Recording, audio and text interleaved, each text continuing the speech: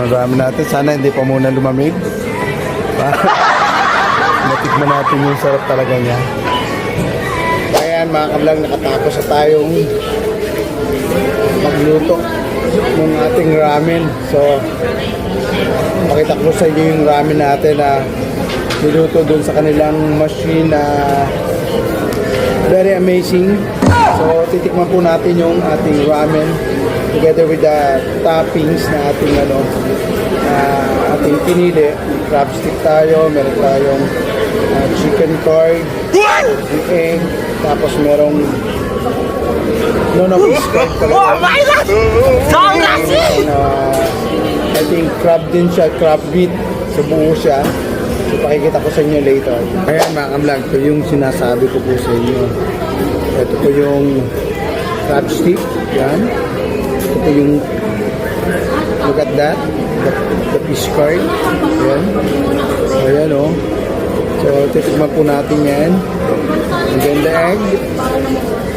Gawin muna natin, mix. And then,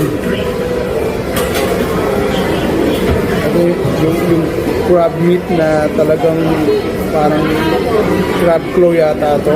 So, ang laki o. Ano po o. Ayan, halu-haluin muna natin.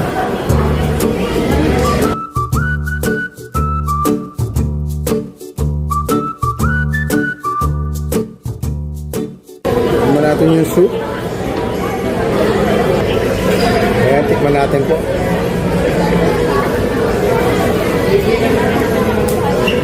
Masarap.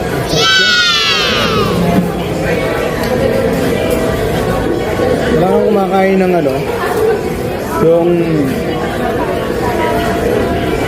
yung alimasag na pinrate, tawag dito, pinakuluan mo lang. Ito yung lasa niya, yung pinakasup niya. So, tikman natin yung pinaka-noodles niya.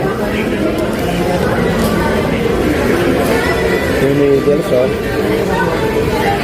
haluin muna natin para mag-incorporate yung lasa ng crab stick, the egg, the fish curd, saka yung crab meat niya.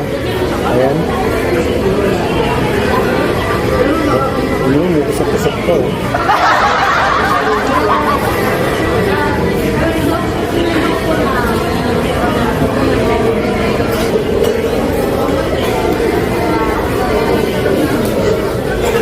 Medyo mainit.